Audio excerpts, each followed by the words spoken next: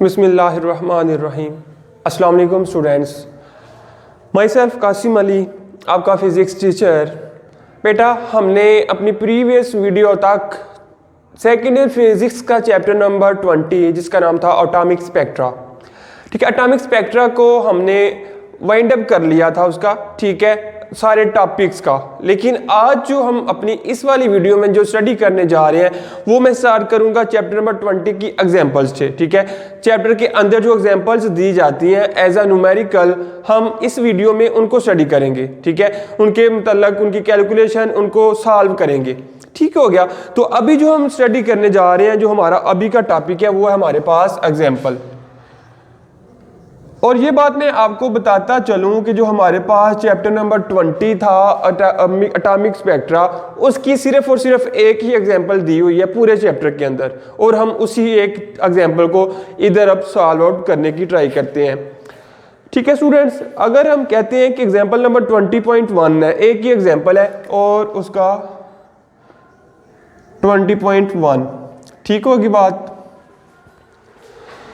तो उसमें कहते क्या है, अगर स्टेटमेंट मैं पढ़ूं तो बेटा मैंने आपसे पहले भी जब लास्ट चैप्टर के मैंने आपको न्यूमेरिकल्स या एग्जांपल्स करवाई थी, मैंने आपसे ये बात डिस्कस की थी कि जब आप न्यूमेरिकल्स करना बैठे, ठीक है, या एग्जांपल्स को करने बैठे तो अपनी बुक अपने पास रखें, ताकि इधर से जो मैं स्टेटमेंट पढ़ूंगा वो मैं तो बुक से पढ़ रहा हूँ, बोर्ड पे नहीं लिख रहा, ठीक है। तो आप साथ साथ मेरे कंपेयर करते जाएं ताकि आपको स्टेटमेंट की भी क्लियरली समझ आती जाए, ठीक हो गया। तो अभी 20.1 एग्जांपल में कहते हैं, find the speed of the electron in the first Bohr orbit, के बोहर के फर्स्ट ऑर्बिट में आपने क्या करना है कि स्पीड ऑफ इलेक्ट्रॉन को फाइंड करना है। सिंपल सी स्टेटमेंट दी हुई है और एक ही एग्जांपल है। कहते हैं कि बोहर के फर्स्ट ऑर्बिट में आपने इलेक्ट्रॉन की स्पीड को कैलकुलेट करना है, बस इतना सा काम आपका अभी के लिए, ठीक है। तो गिवन डाटा में आ जाते हैं। गिवन डाटा क्या दे रहे हैं? गिवन डाटा कहते हैं स्टूडेंट, मैंने आपको पहले भी बताया था कि जो आपकी न्यूमेरिकल या एग्जांपल प्रेजेंटेशन है, ठीक है, लिखने के हवाले से जो प्रेजेंटेशन है वो आपकी बिल्कुल अच्छी होनी चाहिए, बहुत बेहतर होनी चाहिए, ठीक है। तो मैं जिस फॉर्म से आपको करवा रहा हूं, अगर आप इसी फॉर्म से करेंगे तो ये बहुत बेहतर प्रेजेंटेशन है, ठीक है, इंप्रेसिव प्रेजेंटेशन इसको हम कहते हैं। कहते हैं कि अगर गिवन, सबसे पहले आप लिखें गिवन डाटा के जो आपको उन्होंने दिया हुआ है, ठीक है। गिवन डाटा में कह रहे हैं फर्स्ट बोहर ऑर्बिट, ठीक है, फर्स्ट बोहर ऑर्बिट, ठीक है, और उसको n इज इक्वल हम लिखेंगे 1, ठीक है। फर्स्ट ऑर्बिट है तो उसकी फर्स्ट ऑर्बिट को हम दूसरे अल्फाज में ग्राउंड स्टेट भी कहते हैं, ठीक है। न्यूक्लियस के ऊपर वाला जो ऑर्बिट होता है जिसको के शेल भी कहते हैं या ग्राउंड स्टेट भी कहते हैं या फर्स्ट ऑर्बिट भी कहते हैं, तो उसका n का आंसर क्या आ जाएगा? 1 आ जाएगा। आगे टू फाइंड, हमने फाइंड क्या करना है इस न्यूमेरिकल के अंदर, इस एग्जाम्पल के अंदर, ठीक है। फाइंड के बाद आता है आपके पास कैलकुलेशन। फाइंड के बाद आपके पास जो फर्दर है वो आ जाएगा कैलकुलेशन। क्या आपने कैलकुलेशन कौन सी परफॉर्म करनी है मैं बाद में लिखता हूं। कहते स्पीड ऑफ इलेक्ट्रॉन, क्या कैलकुलेट करना है आपने? स्पीड ऑफ इलेक्ट्रॉन के, इलेक्ट्रॉन की जो स्पीड थी आपने उसको क्या करना है? कैलकुलेट करना है। वो रिप्रेजेंट हम करते हैं स्मॉल v के साथ, यानी कि स्मॉल v को आप इधर कैलकुलेट करेंगे। जब हम कैलकुलेशन की तरफ आते हैं, कैलकुलेशन की तरफ जब हम आए तो क्या फार्मूला यूज होता है उसको भी हम देखते हैं। कैलकुलेशन में कहते हैं, कैलकुलेशन में कहते हैं कि यूजिंग द रिलेशन, हमने एक रिलेशन पढ़ा था जो बराबर था वी एन, यानी कि वेलोसिटी हमने कैलकुलेट करनी थी। V n is equal to 2 pi k e का स्क्वायर डिवाइडेड बाय आपके पास आ रहा था n और h, ये रिलेशन था। तो इस रिलेशन की मदद से हम क्या कर सकते हैं कि हम स्पीड ऑफ इलेक्ट्रॉन को कैलकुलेट कर सकते हैं, ठीक है। स्पीड ऑफ इलेक्ट्रॉन को कैलकुलेट करने के लिए जो हमारे पास इस फार्मूला है ये वाला, इसमें अब हम देखना पड़ेगा कि हमारे पास गिवन क्या क्या है और बाकी जो चीजें हैं हम अगर कांस्टेंट है तो हमें याद रखनी पड़ेंगी, अगर कोई ड्राइव करने वाली तो हमें डिफरेंट फार्मूलाज का इस्तेमाल करते हुए उनको ड्राइव करना पड़ेगा। लेकिन अगर हम इसमें देखें, ये जो हमारे पास फार्मूला है इसमें आ रहा है 2 पाई, पाई भी कांस्टेंट है, के जो है ये कूलम्स का कांस्टेंट था, ये भी एक कांस्टेंट है, इसकी वैल्यू हमें जुबानी आनी चाहिए। ई आ रहा था, ई था आपके पास चार्ज ऑफ इलेक्ट्रॉन के, इलेक्ट्रॉन का जो चार्ज होता है इसका भी आपको पता होना चाहिए। फिर एन था, एन हमें सिर्फ दिया हुआ है जो कि फर्स्ट ऑर्बिट था, ठीक है, ये ग्राउंड स्टेट थी। उसके बाद एच आ रहा है, तो एच भी हमें पता है एच बराबर होता है प्लैंक्स के कांस्टेंट के, ठीक है, तो एच किसके बराबर आता है, प्लैंक्स कांस्टेंट।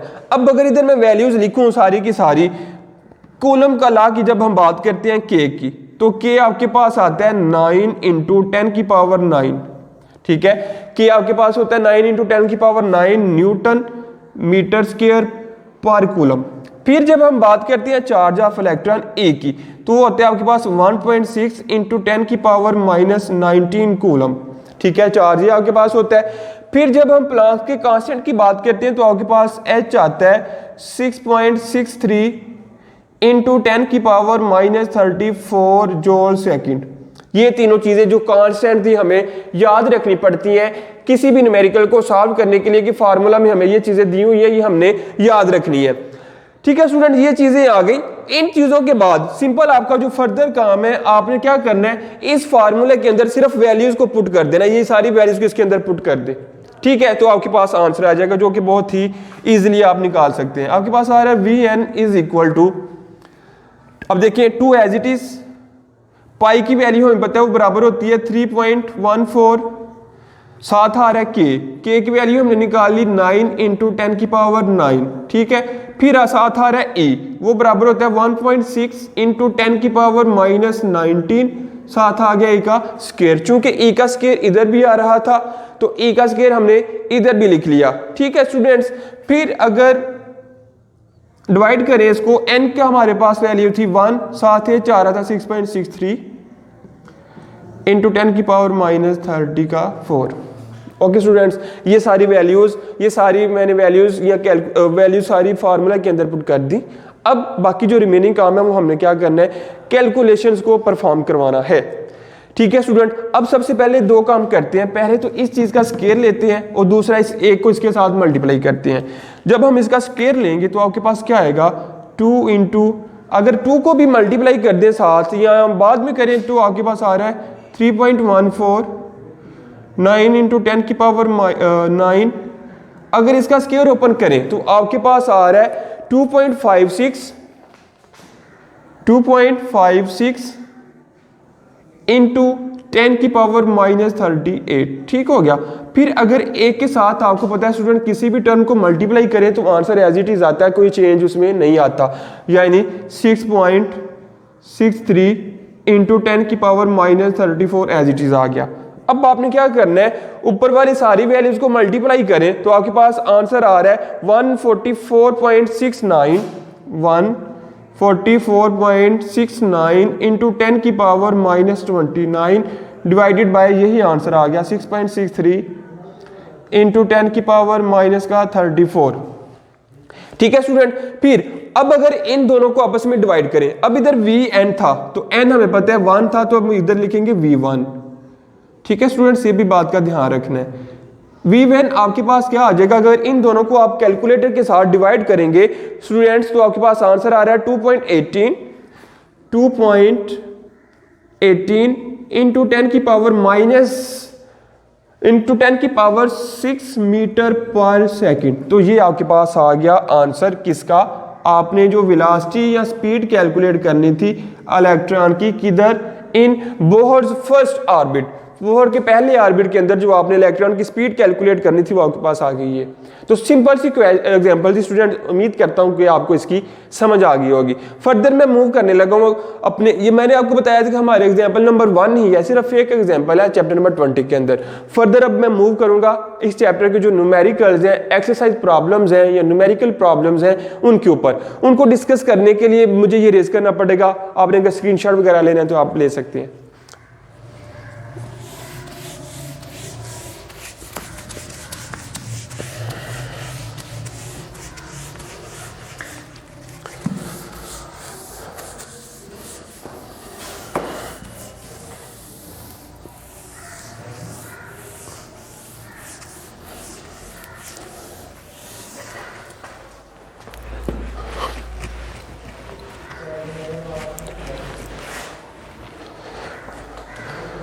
ठीक है स्टूडेंट, अगर हम देखें ये तो न्यूमेरिकल, ये एग्जांपल थी, अब हम देखने जा रहे हैं, करने जा रहे हैं न्यूमेरिकल्स। ठीक है, तो न्यूमेरिकल कहते हैं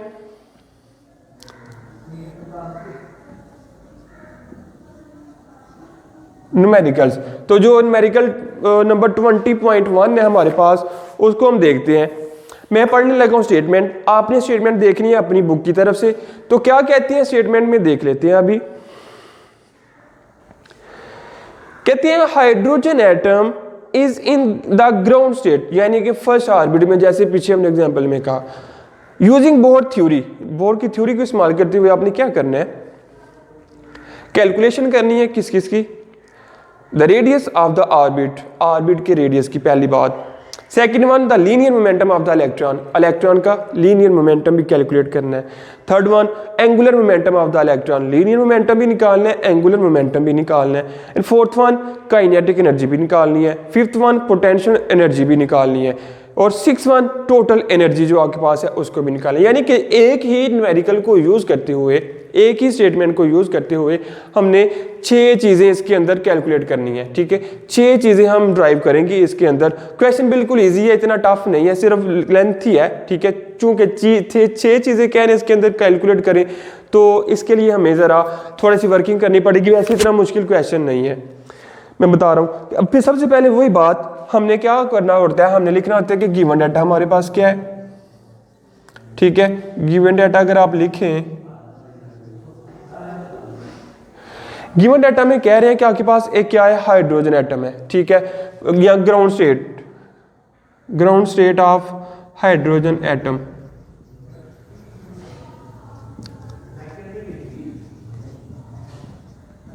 ground state of hydrogen atom यानी कि n इज इक्वल टू 1। फिर से वही बात दी हुई है। फिर चार्ज एंड इलेक्ट्रॉन, ये हमें खुद से पता ना चाहिए, आप इसको भी फर्स्ट ही लिख लें। चूंकि इलेक्ट्रॉन की बात हो रही है तो आप इलेक्ट्रॉन का चार्ज पहले ही लिख लें। Charge of electron is equal to E is equal to 1.6 into 10 की पावर -19 कूलम। ठीक है स्टूडेंट, ये आपके पास आ गया। अब टू फाइंड है क्या है आपके पास, अगर आप टू फाइंड को देखें तो वो काफी सारी चीजें हैं। ठीक है, टू फाइंड में आपके पास क्या आ रहा है, फर्स्ट आपने क्या निकालना है, रेडियस। नंबर 1 आपके पास क्या आ रहा है, रेडियस, जो कि होता है R, ये भी आपने कैलकुलेट करना है। नंबर 2 आपके पास क्या आ रहा है, नंबर 2 आपके पास आ रहा था लीनियर मोमेंटम। ठीक है, जो कि बराबर होगा आपके पास PL के, ये भी आपने कैलकुलेट करना है। आगे थर्ड वन आपके पास आ रहा था एंगुलर मोमेंटम, जो कि बराबर होगा आपके पास P के साथ आप लगा देंगे एंगुलर मोमेंटम, इसको हम रिप्रेजेंट कर रहे हैं L के साथ, ये भी आपने कैलकुलेट करना है। ठीक है, लीनियर मोमेंटम के लिए हम P1 कह लिया, एंगुलर मोमेंटम के लिए L कह लिया या PL कह लिया, बात एक की है। ठीक होगी स्टूडेंट, बात ये वाली। फिर नेक्स्ट कह रहे हैं कि जो आपने कैलकुलेशन करनी है, ठीक है, वो किस चीज की नहीं करेंगे आप कैलकुलेशन, काइनेटिक एनर्जी की। फोर्थ वन आप करेंगे काइनेटिक एनर्जी, ये भी आप कैलकुलेट करेंगे। फिफ्थ वन आप क्या करेंगे, पोटेंशियल एनर्जी, ये भी आप कैलकुलेट करेंगे। एंड सिक्स वन जो आपके पास आ रहा है वो आ रहा है टोटल एनर्जी।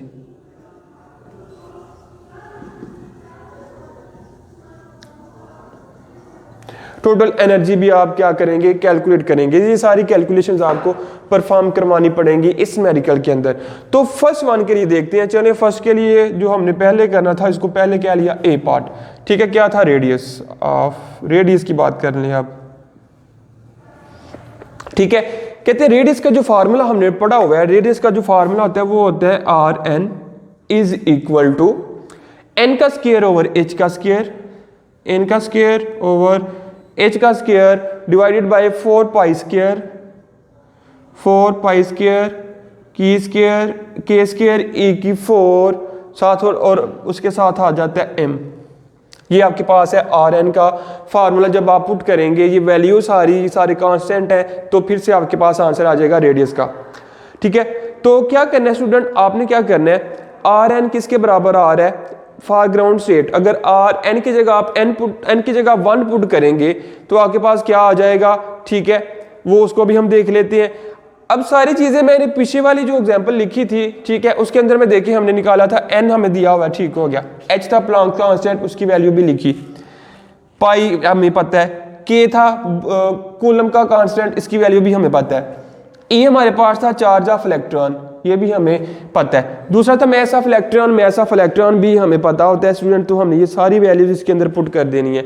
तो इसके अंदर पुट करें आप वैल्यूज, तो आपके पास क्या आंसर आएगा, n हमारे पास क्या है 1, ठीक है। साथ था प्लैंक्स कांस्टेंट 6.63 इंटू 10 की पावर -34 इसका स्क्वायर डिवाइडेड बाय, अब 4 एज इट इज, पाई की वैल्यू पुट करें 3.14 इसका स्क्वायर मल्टीप्लाई, के क्या था कूलम का कांस्टेंट, वो बराबर होता है 10 की पावर 9 के, इसका स्क्वायर। साथ इलेक्ट्रॉन ई था चार्ज ऑफ इलेक्ट्रॉन, वो होता है 1.6 इंटू 10 की पावर -19 इसकी पावर 4, और साथ m आ रहा था मैस ऑफ इलेक्ट्रॉन 9.1 इंटू 10 की पावर -31। स्टूडेंट्स ये सारी वैल्यूज को मैंने इस फार्मूला के अंदर पुट कर दिया। चूंकि ये सारे के सारे ऑलमोस्ट कांस्टेंट ही हैं, तो आपने क्या कहना है, इन सारी की वैल्यूज को ज़बानी याद रखना पड़ेगा, तब ही आप ये वाली न्यूमेरिकल्स को आप सॉल्व कर सकेंगे। अगर आप कांस्टेंट की वैल्यूज को याद नहीं रखते तो ये आप विदाउट कांस्टेंट की वैल्यू याद रखने की ये इम्पॉसिबल है कि आप ये क्वेश्चन सॉल्व कर जाएं। अब स्टूडेंट्स आपने क्या करना है, अगर हम निकालें ऊपर वाली वैल्यू का स्केयर लेके उसको एक के साथ मल्टीप्लाई करें, तो आपके पास जो आंसर आता है वो आंसर आ रहा है, मैं इधर लिखता हूं,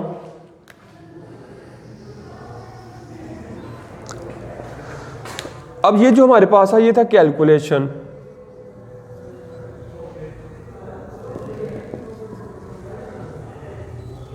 ठीक है, कैलकुलेशन हम परफॉर्म करवा रहे थे रेडियस के साथ। अब देखिए अगर हम इसको मल्टीप्लाई करें और इसका स्केल ले लें, तो आपके पास आंसर आएगा 43.56, ठीक है, 43.956 इंटू 10 की पावर माइनस ये 34 था आपके पास। अगर आप स्केल लेंगे 34 का या 34 को आप 2 के साथ मल्टीप्लाई करें, तो आपके पास आंसर आता है माइनस का 68 डिवाइडेड बाय। अब अगर आप इन सब चीजों को, जो नीचे चीजें दी हुई हैं आपके पास, इनके भी स्केयर्स को ओपन कर दें, 4 एज इट इज लिख लिया हमने, ठीक है। फिर 3.14 का स्केल लें तो आपके पास आता है 9.859, ठीक है। फिर अगर आप स्केयर लें किसका, मैस का, कूलम के कांस्टेंट का अगर आप स्केयर लें स्टूडेंट्स, तो आपके पास क्या आता है, सॉरी इधर कूलम का जो स्केयर नहीं था, कूलम का जो था वो सिंपल ही था, कूलम कांस्टेंट इसका स्केयर नहीं था आ रहा। फिर ए की पावर अगर हम निकालें तो ए की पावर आती है 2.56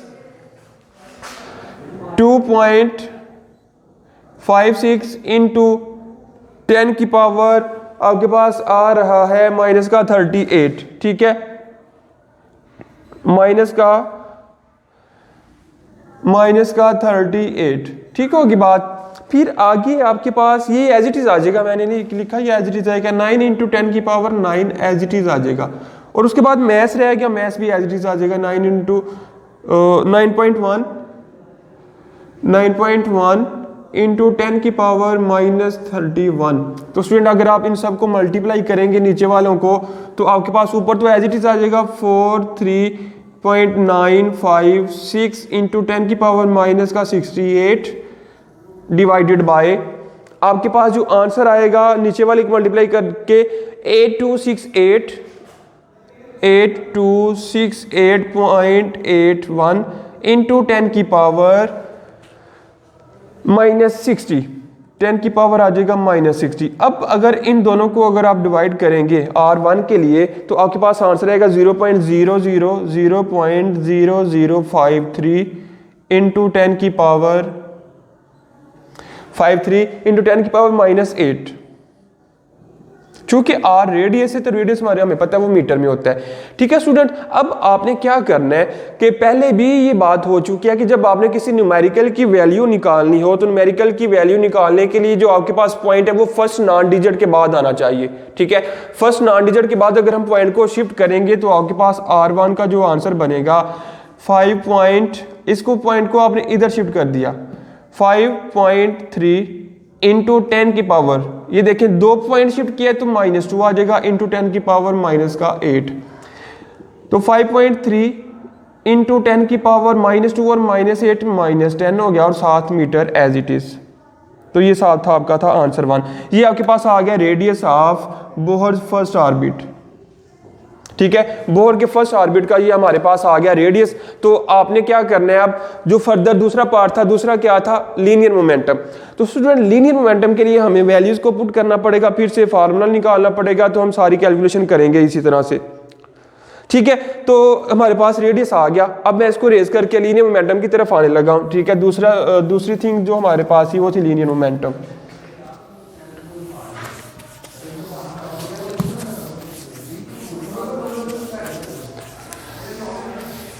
लीनियर मोमेंटम के लिए कहते हैं बी पार्ट या दूसरा पार्ट कह सकते हैं लीनियर मोमेंटम। ठीक है स्टूडेंट्स, तो लीनियर मोमेंटम के लिए चूंकि हमें पता है लीनियर मोमेंटम वो बराबर होता है हमारे पास P is equal to mv के, लेकिन m तो हमारे पास एक कांस्टेंट चीज है, मास ऑफ इलेक्ट्रॉन है, वो हमें पता है, लेकिन वेलोसिटी दोबारा से हमें निकालनी पड़ेगी। ठीक है, अब सबसे पहले हमें निकालना पड़ेगा velocity of electron. Velocity of electron क्या होगी, आएगी हमारे पास, वो देख लेते हैं। उसके लिए हमें सारी कैलकुलेशन जो हमने अपनी एग्जांपल में की थी वो सारी कैलकुलेशन हमें करनी पड़ेगी। Vn हमारे पास आ रहा था वेलोसिटी ऑफ इलेक्ट्रॉन, अगर हम इसका फार्मूला देखिए वो था 2 पाई के ई का स्क्वायर डिवाइडेड बाय n और h।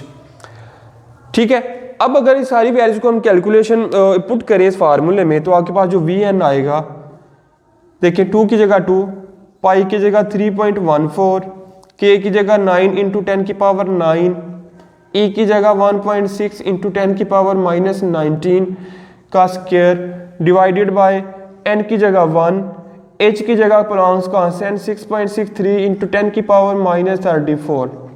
ये सारी वैल्यूज मैंने पुट कर दी। वैल्यूज को पुट करने के बाद स्टूडेंट आपको ये पता है सारा तरीकाकार क्या था, मैं सिर्फ डायरेक्ट आंसर लिखने जा रहा हूं ताकि आपको ये पता है कैसे करना है, आप कर सकते हैं कैलकुलेटर के जरिए। तो आप क्या लिखेंगे, Vn, अब n1 था हमारे पास V1, तो V1 आपके पास क्या आ रहा था, फाइनल आंसर मैं लिखने जा रहा हूं 2.18 इंटू 10 की पावर 6 मीटर पर सेकंड। तो ये वेलोसिटी की ये वाली वैल्यू या स्पीड की ये वाली वैल्यू हमने अपनी एग्जांपल में भी की थी। ठीक है, एग्जांपल हमारी सिर्फ यहाँ तक थी। अब मैं क्या करने जा रहा हूँ, ठीक है, एक्सप्रेशन फॉर लीनियर मोमेंटम। ठीक है, तो लीनियर मोमेंटम हमें पता है वो किसके बराबर होता है, वो बराबर आएगा, सॉरी P लिखना था हमने, P1 था आपके पास, या PL लिख ले, PL आपके पास आ रहा था MVL। ठीक है, या 1 नहीं कह ले, चूंकि हमने n आपके पास 1 आ रहा है तो आप 1 से डिस्कस कर लें, इसको कंसीडर कर लें। P1 is equal to MV1, simple आप वैल्यूज पुट करेंगे, P1 is equal to M होता है 9.1 इंटू 10 की पावर -31, V आपके पास आया 2.18 इंटू 10 की पावर 6। तो अगर आप इन दोनों को मल्टीप्लाई करेंगे स्टूडेंट्स तो आपके पास जो आंसर आएगा, आंसर क्या आएगा आपके पास 19.838 इंटू 10 की पावर -25। ठीक है, -25 आएगा। तो आप क्या करें, पॉइंट को फर्स्ट नॉन जीरो डिजिट के तरफ लेकर आना है, इसको थोड़ा सा इधर शिफ्ट कर दें, 1.983 इंटू 10 की पावर -25, फिर इंटू, ये देखिए पॉइंट को अगर हमने राइट से लेफ्ट लेकर आए, जब राइट से लेफ्ट लेकर आए तो आपके पास क्या आता है, प्लस का 1 आता है पावर में, तो आपके पास आ जाएगा 10 की पावर 1। तो अगर इसको हल करें 1.9838 इंटू 10 की पावर -25 + 1 -24, मोमेंटम था, तो मोमेंटम का यूनिट स्टूडेंट आपको पता क्या होता है, वो होता है किलोग्राम मीटर पर सेकंड। ये आपके पास आ गया मोमेंटम, ठीक है, जो कि था लीनियर मोमेंटम। ये भी सिंपल सा था, सिर्फ आपने वेलोसिटी को कैलकुलेट किया, वेलोसिटी को कैलकुलेट करने के बाद आपने वैल्यूज को पुट करके आपके पास मोमेंटम का आंसर आ जाएगा। फिर अगर ऑर्बिटल मोमेंटम की स्टूडेंट अगर हम बात करें, तो ऑर्बिटल मोमेंटम के लिए हमें वेलोसिटी तो यही चाहिए, तो ऑर्बिटल मोमेंटम के लिए हमने क्या करना है, जो फार्मूला है वो चेंज होगा। वेलोसिटी हमें उधर भी निकालनी पड़ेगी, तो हमने पहले से कैलकुलेट कर रखी है। तो वेलोसिटी आपके पास क्या जो फार्मूला आता है, ऑर्बिटल एंगुलर मोमेंटम या एंगुलर मोमेंटम, ये लीनियर था, अब इसको हम कर देते हैं एंगुलर।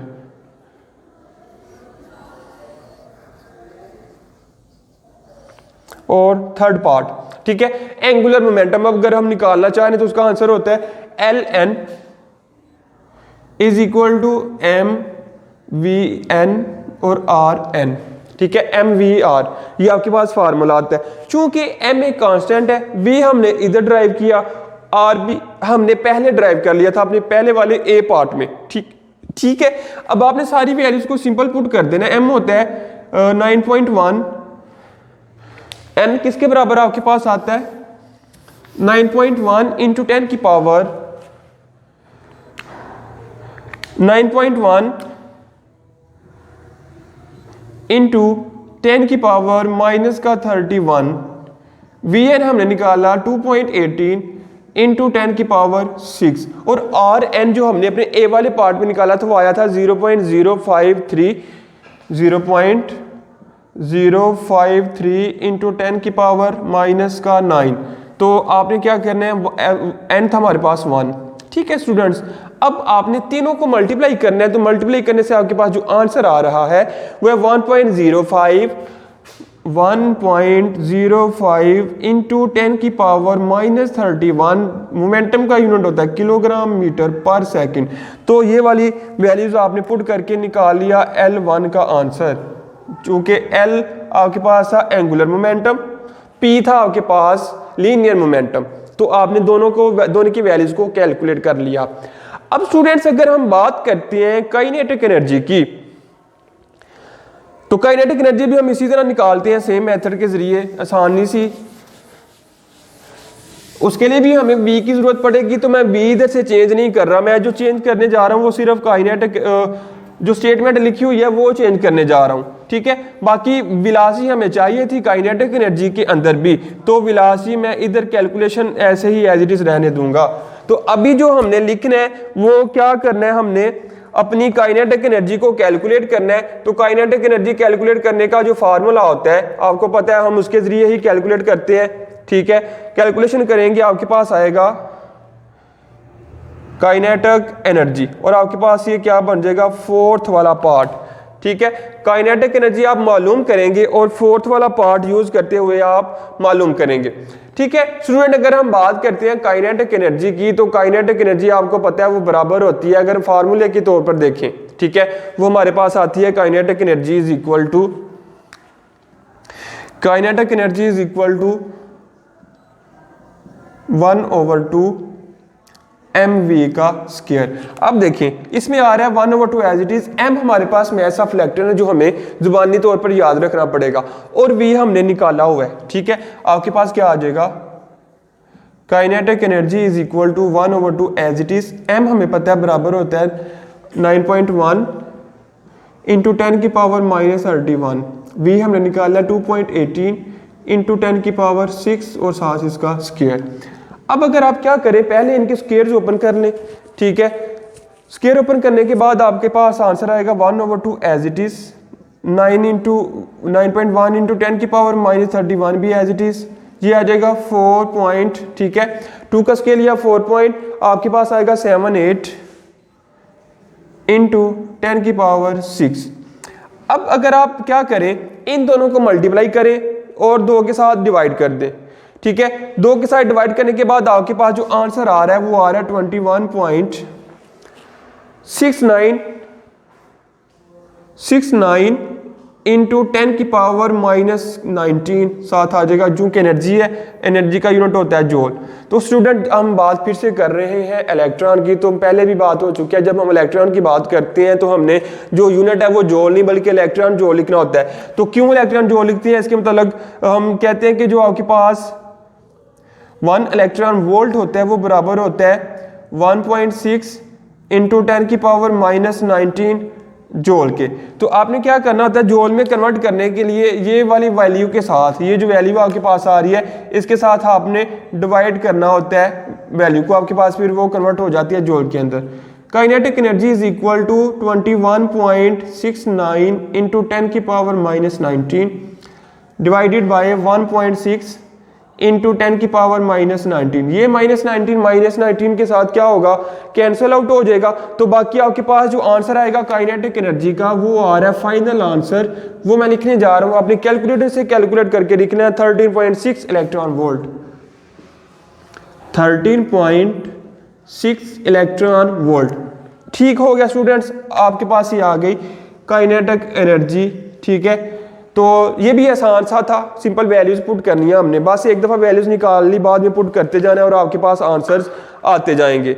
तो नेक्स्ट आपने क्या करना है, पोटेंशियल एनर्जी निकालेंगे। तो पोटेंशियल एनर्जी निकालने का फार्मूला हम लिख लेते हैं, ये यूज होगा दोबारा से।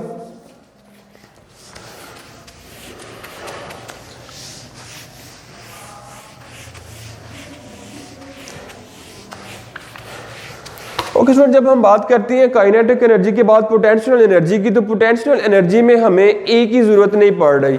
ठीक है, ए वाला ये जो हमारे पास टॉपिक था हमने इसको क्या कर देना है, रेज कर देना, ताकि हमारे पास जो जगह है वो बच जाए। ठीक है, और हम कैलकुलेशन सारी इसी स्पेस के अंदर अपनी सारी कैलकुलेशन को परफॉर्म करवा सके। अब देखिए, हमारा फिफ्थ वाला पोर्शन था जिसका नाम था पोटेंशियल एनर्जी। ठीक है, अब हम ये कैलकुलेट करने जा रहे हैं। तो पोटेंशियल एनर्जी का स्टूडेंट अगर हम फार्मूला लिखें तो वो होता है P is equal to PE is equal to KE divided by RN, और E का आपके पास आ जाता है स्क्वायर।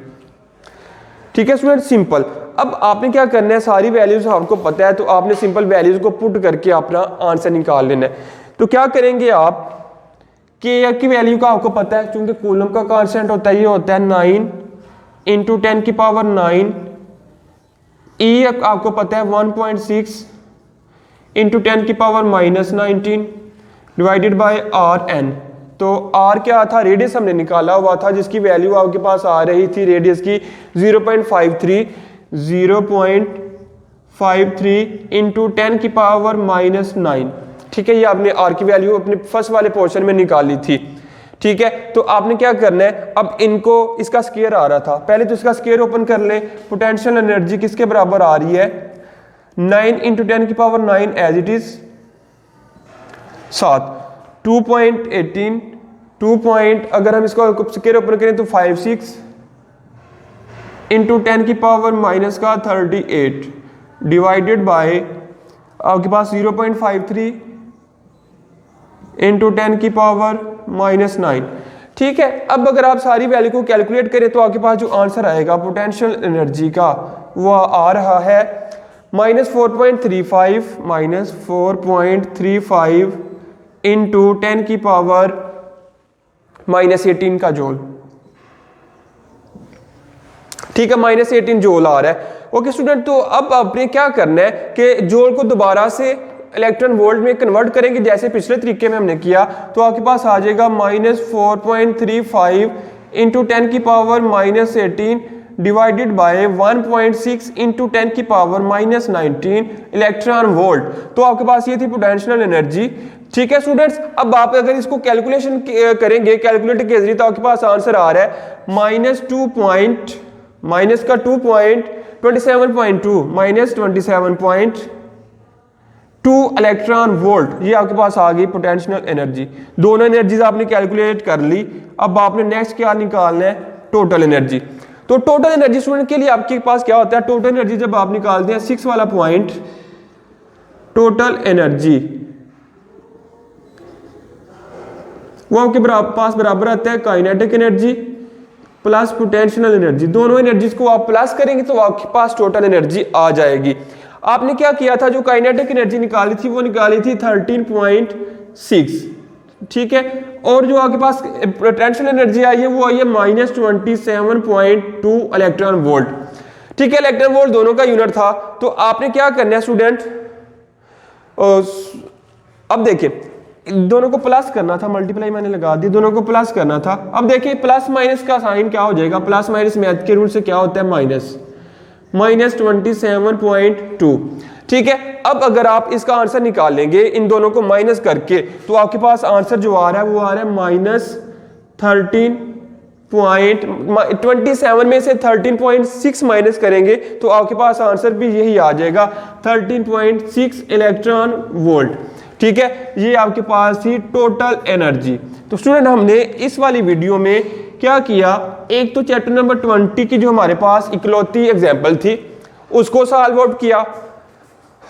उसके बाद हमने इस चैप्टर का जो न्यूमेरिकल नंबर 1 था तो वो बहुत लेंथी, क्योंकि हमने इसके अंदर 6 पार्ट्स डिफरेंट सेपरेटली निकालने थे, ठीक है। क्या था गिवन, हमें ग्राउंड स्टेट दी हुई थी, उसके बाद हमने 6 चीजें निकालनी थी, radius, linear momentum, angular momentum, kinetic energy, potential energy और टोटल एनर्जी। तो ये सारी की सारी चीजें हमने निकाली, क्योंकि मेथड इसका बहुत ज्यादा इजी था, इतनी डिफिकल्ट नहीं थी, सिर्फ लेंथ ही था।